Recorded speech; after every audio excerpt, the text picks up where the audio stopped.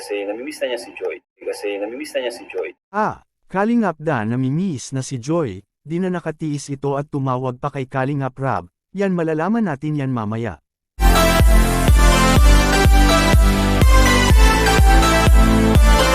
Isa namang mapalang araw sa inyong lahat mga Kalingap, sana po ay lagi kayong nakasuporta sa aking ginagawang reaction video.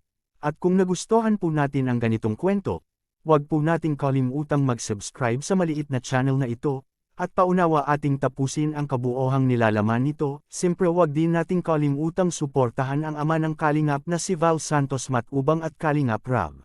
Kalingap Dan sobrang namiss na Joy mga Kalingap na tumawag pa ito kay Kalingap Rab para tanungin kung kailan ang susunod na episode nito. Pero bago natin ipagpatuloy ay pag-usapan muna natin mga Kalingap si Diwata Joy sa kanyang pag-aaral ngayon, na sa katunayan ay nag-focus talaga ito ng gusto para sa kanyang kursong kinuha na alam natin na di bihira ang kumuha ng nursing na kurso sapagkat wala ka ng time para mag-relax nito.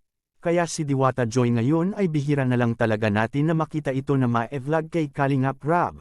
Dahil sa kanyang pag-aaral ngayon na bihira lang ito na magkaroon ng panahon na makarelax ito si Diwata Joy. Kaya alam kong marami na ang namimiss ngayon sa Danjoy mga Kalingap sa mga solid fans nito at taga-panunood, na naghihintay sa mga bagong upload kay Kalingap Rab na makita nila ang Danjoy ngayon. Well kahit ganun pa man na minsan lang natin makikita ang Danjoy ngayon mga Kalingap ay magtitiwala pa rin tayo at mahintay hanggang ma-vlog na ito. Mabuti rin yun na minsan na lang masusundan kay Kalingap Rab ang Danjoy para naman makapagpahinga si Kalingap Rab lalo't busy siya ngayon at maraming iniisip ito sa paghahanda papuntang Thailand. Samantala Kalingap Dan namimiss na pala si Diwata Joy nito na gusto na talagang makita at makausap mga Kalingap, na umabot pa nga kay Kalingap Rab para tanungin kung kailan masusundan ang kanilang yugto nito, sapagkat sobrang namiss na ng gusto si Diwata Joy mga Kalingap.